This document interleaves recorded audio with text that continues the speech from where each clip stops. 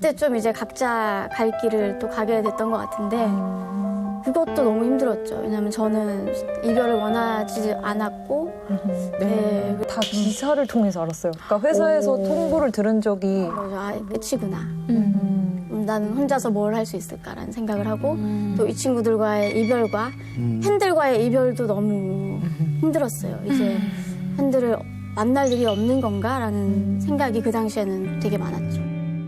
필리핀인가 어디? 그때 방송을 나 아주 옛날에 봤었어. 나도 그 기억이 나.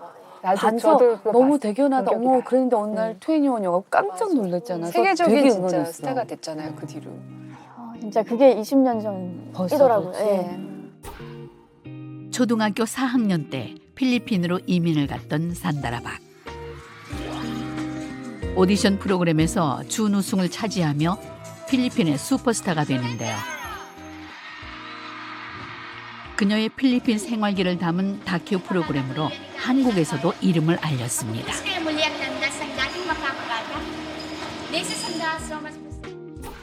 이민 갔는데 네, 너무 이제 연예인 하고 싶어서 친구 따라서 오디션 갔다가 아니 그렇게 얌전한 성격인데 연예인 하고 싶은 그런 그러니까 마음이 무대에서만 똘끼가 나오는 거예요. 아. 네.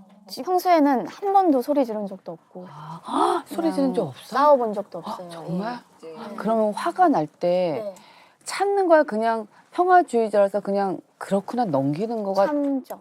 참고 이제 쌓아두고 네, 한 그런 번씩 것 같아요. 한 번씩 터져? 한 번씩 쇼핑으로 다 산다라라고 했나? 다 산다라라고 했나? 그랬었어요. 다 산다라. 나 이해할 것 같아. 마음에 들면 색깔별로 사고 그거 말고는 스트레스 풀 게 없었어요. 제가 뭐 술도 안 마시고 클럽도 안 가고 연애도 안 했고 아니 근데 생각해보니까. 왜 그런 성격인 거야? 왜냐면 K 장녀고 가장이었고 하다 가장이었어? 보니 네, 그때 인간극장 나올 때부터 그래, 그랬던 것 그렇게 같고 나왔어. 부모님 이제 이혼하시고 그러다 보니까 네. 그때부터? 근데 다라가 진짜 아무도 안 오셨는데 나만 울면 안 되는데 아 진짜 아 괜찮아 아니야 아무도 안 오셨는데 갑자기 더 힘든 일 겪어서 안 오셨는데 아니야 괜찮아 장녀들이 그런 부분이 있긴 한데 그 아이돌의 세계가 사실 꿈을 이루고 세계적인 그 스타가 되기 위해서 모든 걸 버리지 않는 각오가 아니면 해서도 안 되고 할 수도 없는 건데 우리도 막 연기하고 집에 오면 그럼. 허무하고 막 네, 이런 게 있는데 우리 가수들은 더 클 것 같아. 혼자 그냥 사귀자. 그게 우리 습관화되자. 표현할 줄을 모르는 사람들이 되잖아. 그리고 또 나가면 다 알아보고 너무 불편하고 자꾸 위축되고 막 집 앞 슈퍼도 못 갔었죠. 요즘은 잘 다니는데 이제 못했어요. 몇 년 전까지만 해도. 가수 활동하면서 그거를 이제 가족들을 다 돌보고 이제 챙기고 네, 이랬던 거였어? 지금까지도. 네, 지금까지도? 그래서 남동생이 그런 얘기를 방송에서 처음 했더라고요. 아 진짜 누나가 그때 19살이었는데 그런 짐을 지었구나 해서 이제 본인도 결혼하려다 보니 내가 가장이 돼보니 알겠다. 그런 얘기를 해서 또 혼자 또 기사 보다 울고. 아니 근데 내가 되게 신기했던 게 다라가 가장이라고 얘기를 계속 했는데 가장 같지가 않잖아 다라가. 근데 동생이랑 같이 나오는 걸 봤는데 너무 어른스럽고 누나니까. 동생한테 너무 진짜 누나인 거야. 그래서 내가 와 그리고 동생이 너무 누나를 존경하는 게 느껴져. 동생들 너무 착해요. 그리고 챙기는 게 장난이 아닌 거예요. 동생 챙기는 게. 네, 어버 키워가지고. 나이 차이가 좀 나요? 6살 차이인데 아기 때는 이렇게 차이가 나거든요. 지금은 이렇게 됐지만. 삼남매의 든든한 첫째인 산다라박. 집안을 책임져야 했던 19살 소녀는 힘들었던 시간을 이겨내고 최고의 자리에 섰습니다. 근데 비행기만 있는 거예요, 공부. 비행기 뭐 특이하다. 막 추락할 것 같고 막 그런 마지막일 것 같은 그런 느낌이 들어서 해외 스케줄 잡히면 며칠 전부터 막 좀 불안한 증세가 시작이 됐고 너무 이제 예민해지고 그랬던 거죠. 그래서 날씨가 안 좋으면 가서 공연을 할 수 있는 건가? 이게 마지막일까라는 생각도 할 정도로 진짜? 장거리 비행은 해보지도 않았었어요. 얼마나 힘들었을까, 그죠? 네. 투어를 다니시고. 해외 투어도 있었잖아요. 뭐 일본이나 뭐 가까운 거리 같은 경우는 정말 어떻게 참아 보는데 21 데뷔를 하고 미국 갈 일이 처음 생긴 거예요. 그래서 말로만 듣던 장거리 비행 12시간 너무 두려워서 약국에 가서 수면제를 샀어요. 공항에서. 그러고 먹었는데 제가 수면제를 이긴 거예요. 그래서 잠이 안 드는. 비행 내내 막 이러고 있다가 도착해서 너무 아파서 거의 일주일 동안 일정을 녹음도 못하고 되게 아팠어요. 너무 그때 아팠었어요. 당시에. 왜 안 졸리지 할수록 더 말똥말똥 막 좀 너무 불안해하고 손도 차가워지고 막 어떻게 할지 모르니까 어쩔 줄을 그분들이 몰라. 오셔서 손도 잡아주시고 애기들 주려고 준비했던 인형도 주시고 맞아요. 비행기 인형. 네, 짜파게 끓여주시고 막 그러니까 온갖 노력을 많이 하셨던 것 같아요. 그래서 기장님까지 나오신 적도 있으셨어요. 네. 안심시켜주시고 네, 설명을 다 해주시고 마치 우린 항해를 하는 것과 같다 이런 식으로 설명을 해주시면서 어린아이들 얘기하듯이. 네. 보통 사람들이야 뭐 힘들면은 좀 안 타고 그럼 되는데 하필이면 월드스타에게 이런 일이 너무 치명적이야 이거. 이런 일이 얼마나 힘들었을까. 조금 근데 그건 개인적으로 뭐 고치려고 노력을 조금 해본다든지 방법을 찾아본다든지 하는 건 있어요. 네, 노력 많이 했어요. 그래서 초창기 때는 팬들도 그렇고 회사에서도 비행 공포증을 이겨내는 법 이런 거 많이 이제 뽑아서 주시고 하셨는데 이거에 대한 원인을 찾아보자 해서 이제 최면을 거시는데 레드선 이거 하잖아요. 제가 좀 오글거리는 걸 싫어하다 보니 사람 잘 안 믿어요. 그래서 안 걸리는 거예요, 최면이. 그럼 어떡해? 근데 제가 또 뭐 거절도 잘 못하고 마음이 이분 약하거든요. 배려하느라고 걸린 척을 했죠. 그런 건 안 걸렸다고 해도 되는데. 그래서 그분이 뭐가 보이나요? 그럼 어린 시절에 제가 보여요. 그냥 옛날에 많이 봤잖아요, TV에서. 그런 거 하고 얼른 집에 가고 싶다. 너무 착해. 너무 착해. 그럼 산다라도 그렇지만 사실 민지 양 같은 경우는 진짜 어둠을 네네. 피할 수가 없잖아요. 네. 아 그리고 진짜 너무 많잖아. 어두워지는 상황. 맞아요. 심지어 영화관도 그렇고. 네, 백스테이지. 근데 이제 그 백스테이지에는 이제 경호원분들이 이걸 켜주시니까 그 빛을 보고 이제 따라가면 돼서 괜찮은데 이제 불이 꺼져 있는 장소에 가거나 그 어둠이 약간 지속되면은 제가 거기에 흡수되는 듯한 빨려 들어가는 어둠 듯한 속에. 네. 블랙홀처럼. 네, 막 들어가는 느낌이 들어서 너무 막 심장이 콩닥콩닥 뛰고 불안해지고 막 초조해지고 뭐라도 빛을 찾아서 다른 곳으로 이동한다든지 그리고 너무 막 어두컴컴한 밤에 혼자 외출을 한다거나 이러면 누가 따라오는 것 같고 심리적으로 약간 공포감을 느껴서 밖에 잘 안 나가요, 밤에. 집 밖을 못 나가겠네. 네. 진짜로. 몰랐어요, 이 정도인지는. 막는데도 되게 의젓하고 항상 묵묵히 있어서 얘기를 안 했구나. 막 떼쓰고 이런 적이 없어요. 어리광도 안 부렸고. 그랬구나. 아니 그거 무서웠을 텐데 어떻게 그거를 혼자 버텼을까? 근데 사실 두 분이 아주 전형적인 공포증 맞거든요. 근데 이제 어떤 특정한 상황에서 느끼는 공포증을 특정 공포증이라고 해요. 그러니까 specific phobia라고 하는데요. 굉장히 다양해요. 예를 들어 레드 공포증, 레드 포비아도 있고요. 그 빨간색을 보면 막 기절할 것까지 힘들거든요. 그래 공포를 못 보는 사람들이 있더라고. 그리고 피 때문에. 네, 그런 것들. 그다음에 모노포비아라고 해서 혼자 있을 때 굉장히 공포스럽고 무서운. 그다음에 이제 좁은 공간, 폐쇄 공포증이 있고요. 그래서 공포증 종류는 굉장히 다양하고요. 이제 이게 공포증은 마음이 약해서라고 생각하면 안 돼요. 그러니까 왜 용기를 가져봐 막 이러잖아요. 근데 그런 거하고 조금 다른 문제라고 봐야 되거든요. 근데 이제 비행기 공포증이니까 제일 궁금한 게 네네. 제일 첫 경험. 4학년 때 사실 한국에서 필리핀으로 가는 과정이 제 인생에는 정말 큰 그죠. 일이었거든요. 들어볼까요? 네네. 그래서 저는 가고 싶지가 않았어요. 왜냐면 필리핀 그냥 말로만 들어보긴 했지만 언어도 안 통할 것이고 친구도 없고. 그래서 가기 전부터 저는 안 가겠다고 할머니랑 살겠다고 막 떼쓰고 했었는데 어쩔 수 없이 간 거죠. 억지로 갔구나. 네. 그래서 비행기에서 이제 서울 땅을 탁 바라보면서 이게 너무 슬펐던 기억이 나요. 그러니까 이별을 싫어하는데 할머니도 못 보고 친구들도 못 보고. 네. 어떻게 보면 누군가는 필리핀으로 가는 비행기가 네. 엄청 즐겁고 가서 뭐 이렇게 놀아야지 물놀이 해야지 이러고 가시는 분도 있지만 우리 산다라 씨한테는 굉장히 많은 사람과 이별을 하고 네. 또 상실을 경험하고 네. 도살장에 끌려가는 소처럼 그 비행기 문을 열고 들어간 그 공간이 네. 본인한테 굉장히 그 아픈 추억이네요. 맞아요. 많이 그런 울었던 것 기억이네요. 같기도 해요. 그러네요. 네. 거기 생활은 좀 어떠셨어요? 뭐 예상했듯이 힘들었죠. 가서 말도 안 통하니까 제가 1, 2년 학교를 못 다니고 제가 6학년이 되는 나이에 초등학교 1학년부터 시작을 했어요. 왜냐면 외국은 그렇게 하니까. 그래서 꼬마 친구들이랑 같이 생활을 하는데도 말을 못하니까 가끔 필리핀어를 하면 또 발음 이상하다고 놀리고 이제 그런 것 때문에 말수도 줄어들게 되고 소극적이어지고 친구도 없고. 근데 제가 기억하는 산다라박의 첫 모습은 인간극장이었거든요. 네. 그때는 너무 밝은 모습에 음악에 맞춰 춤을 춰보는 산다라와 동기들. 작은 체구에 아직은 앳된 얼굴의 산다라박.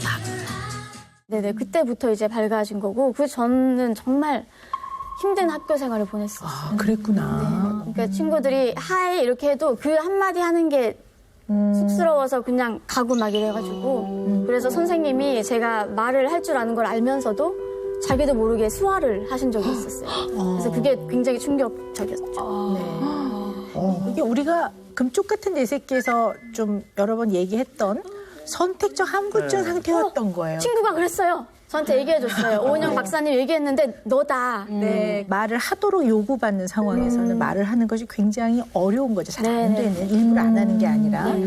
더군다나 나이가 많이 어린 동생이니까. 네, 맞아요. 이게 나이가 많은 사람하고 나이가 어린 사람하고 갈등이 생기면요. 이유 관계 없어요. 원인 관계 없이 나이 많은 사람이 욕 먹게 돼 있어요. 맞아. 그러니까 뭐 소통할 수 있는 게 굉장히 적었겠어요. 말뿐만 아니라. 월반을 2번을 했어도 결국은 저보다 3살 어린 87년생들이랑 졸업을 했는데 그러니까 그 과정이 항상 뭔가 움츠러들고 내 또래들은 저기 있는데 난 여기 있고 그래서 이제 고등학교 졸업하기 한 1, 2년 전부터는 친구들이 생겼어요. 제가 그때. 제가 학교 축제 때 노래를 한 적이 있어요. 그때부터 친구가 많이 생겼어요. 계기가 있었구나. 네, 그러니까 친구들이 학교에서 쟤 말도 못하는 애인 줄 알았는데 목소리가 좋았구나 이러면서 막 친구하자고 다가오고 이게 정말 저한테도 큰 용기였죠. 그런데 어떻게 그를 학교 축제에 나가서 노래 부를 생각을 했을까요? 그러니까 무대는 괜찮았어요. 근데 1대1로 뭐 이렇게 사람 대하는 게 힘들었지 무대에서 퍼포먼스 하는 건 지금도 뭐 전혀 이제 두려움이 없고 네. 아니 이게 진짜 신기한 것 같아요. 그 무대에 서기 전까지 한 4, 5년 동안은 거의 뭐 친구 없이 그냥 네, 너무 심심하게 지냈죠. 데뷔를 하면서부터는 다들 이제 제 팬으로 변해서 응원해주고. 네. 근데 거기서 그렇게 이제 국민 스타로 있다가 또 덜컥 한국에 왔어요. 맞아요. 오게 된 계기는 뭐예요? 그게 그냥 멋있는 거 하고 싶었던 것 같아요. 트레이닝도 제대로 받고 싶었던 것 같고. 그래서 YG라면 날 변신시켜줄 수 있겠구나라는. 그거 싹 다 버리고 오기 쉽지 않은데 진짜. 대단한 결심이죠. 그러니까 그때는 또 필리핀에 친구도 많았고 추억이 많다 보니까 한국으로 다시 올 때 마음이 너무 힘든 거예요. 그때도 엄청 많이 울었어요. 그래서 저는 이제 YG로 일단 연습생으로는 받아주겠다라고 해서 갔는데 가수 레슨에 안 끼워주시더라고요. 저는 한별 언니, 혜선 언니의 네. 계보를 잇는 연기자. 진짜? 네. 그건 본인이 계획한 게 아니잖아요. 그렇죠. 그래서 되게 약간 왜 언니는 같이 안 받지 수업을 이런 생각을 했었거든요. 그래도 데뷔를 하게 됐어요. 네, 그러니까 데뷔하기 한 2달 전에 합류한 것 같은데 아, 정말요?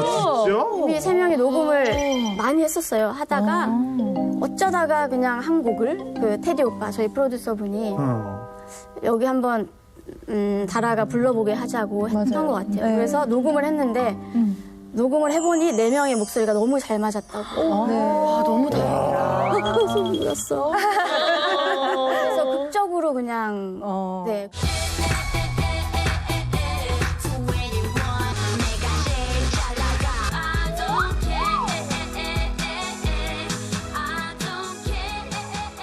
근데 누구에게나 또 오는 시기인 것 같아요. 또 아이돌들이 다 계약 기간이 7년이다 보니까 마의 7년 해가지고 그때 좀 이제 각자 갈 길을 또 가게 됐던 것 같은데 그것도 너무 힘들었죠. 왜냐하면 저는 이별을 원하지 않았고 네, 그래서 좀 사실 저희가 특별한 그런 이야기들이 있을 때 다 기사를 통해서 알았어요. 그러니까 회사에서 통보를 들은 적이 뭐 처음부터 이제 뭐 그런 이야기를 나누거나 미팅을 하는 것도 다 1대1로 회사와 물어보고. 네. 그래서 저희도 어떤 생각을 갖고 있는지 서로 알 수 없었고 그렇게 이제 제가 애정을 갖고 했던 팀 활동이 끝나면서 또 찾아온 거죠. 아, 끝이구나. 나는 혼자서 뭘 할 수 있을까라는 생각을 하고 또 이 친구들과의 이별과 팬들과의 이별도 너무 힘들었어요. 이제 팬들을 만날 일이 없는 건가라는 생각이 그 당시에는 되게 많았죠. 다라 씨 얘기를 들어보니까 아 이런 것들이 조금 영향을 미쳐서 좀 비행기 공포증이 발현된 네. 그런 원인이 됐겠구나라는 게 조금 머릿속에서 생각이 정리가 돼요. 나왔어요? 네. 뭐예요? 산다라 씨 같은 분은 본인이 운전할 때가 제일 편하실 거예요. 이게 자기가 핸들을 컨트롤하는 거거든요. 남이 운전하는 차에 타는 것도 좀 무섭고 기차는 좀 덜한 게 땅에 붙어 있으니까 뛰어내릴 수 있다고 생각해요. 그래서 좀 덜 두려워요. 배는 그래도 물에 뛰어내리면 수영이라도 할 수 있지 않을까 이런 생각을 하는데 비행기는 뛰어내리면 어떻게 안 될 것 같아. 그 문도 내 마음대로 못 열어. 통제할 수 있는 상황이냐 아니냐. 컨트롤할 수 있느냐 언컨트롤러블 하냐가 되게 중요한 것 같아. 그게 왜 그러냐면 제 인생에서 산다라 씨의 인생에서 아주 중요한 사건이 본인이 주도적으로 뭘 딱 결정하지 않은 과정들이 되게 많았어요. 예측하지 못했던 그런 상황이 산다라 씨한테는 엄청나게 불안이 유발되는 것 같아요. 그 불안과 두려움과 통제하지 못하는 거에 대한 공포가 비행기라는 그 공간의 상실과 이별과 외로움과 우울이 겹쳐지면서 비행기라는 공간이 굉장히 본인한테는 견디기 어려운 그런 공간인 것 같아요. 네. 그래서 두 분이 왜 친할까 생각을 해봤는데요. 이 민지 씨는 예측이 좀 되시죠? 그렇죠. 항상 네. 튀는 행동 안 하고 그렇죠. 묵묵히 잘했기 네. 때문에. 예측이 되는 사람이기 때문에 네네. 편안하신 거예요. 그래서 인간관계에서도 약간 돌출 행동을 하거나 예측 안 되는 사람들이 있거든요. 너무 좋은데 갑자기 밥 먹다가 동해바다 보러 가자. 뭐 이러면 아, 좋은데 이 사람이 예측이 좀 안 되거든요. 그러면 그런 사람보다는 이렇게 탁탁탁 스케줄에 의해서 예측 가능하게 맞아요. 움직이는 네. 그런 사람이 훨씬 그래서 편안하시고. 매니저님들도 스케줄 따닥따닥 다 미리 보내주는 분이 편하더라고요. 네. 전 파악이 돼 있어야 편하기 때문에 네. 그런 것 같아요. 네. 네. 그래서 민지 씨가 편안하겠죠? 네. 네, 네. 그리고 민지 씨는 너무 어린 나이에 일찍 사회생활을 시작을 해서 누군가가 나를 좀 따뜻하게 대해줬으면 옆에서 누군가 나를 좀 케어해줬으면 그런 마음이 많으신 거죠. 그게 어쩌면 산다라 언니가 민지 씨한테는 그런 역할을 하는 것 같아요. 그래서 산다라 씨께는 제가 드리고 싶은 말씀은요. 아주 최소한의 꼭 필요한 통제는 있어야 돼요. 그래야지만 삶이 기본적으로 유지가 되는데요. 그렇지 않은 거는 그냥 좀 흘러가게 둬도 괜찮은데 그게 이렇게 말씀을 드리는 것만큼 쉽지 않으실 거예요. 네. 그래서 이 통제 틀을 갑자기 놓으라고 하는 게 본인한테는 머리로는 이해가 되지만 실제 생활에서는 그거 잘 적용 못 하실 거예요. 네. 그래서 조금 더 제가 말씀드리고 싶은 거는요. 이제는 이제 10대도 아니고 하고 싶은 말씀을 하세요. 네, 그러고 싶은 게 제 꿈이에요. 아, 네. 근데 그거요, 연습하면 돼요. 그래서 실천적인 방법을 하나 알려드리면요. 집에 가셔가지고요. 아, 그때 내가 이렇게 말할 걸. 이런 거 있으시잖아요. 네. 휴대전화에 녹음하세요. 아니, 내가 뭐 꼭 그렇게 하려고 그런 건 아니었는데, 뭐, 이런 걸 해서 녹음한 다음에 다시 들어보세요. 그러면, 아, 여기서 목소리가 좀 약하구나. 네. 본인이 했던 말을 본인이 듣는 걸 통해서 굉장히 많이 또 환기가 되고 해소가 돼요. 그래서 그렇게 집에서 한번 녹음해서 해보고 들어보시면 도움이 아주 많이 될 거예요. 네.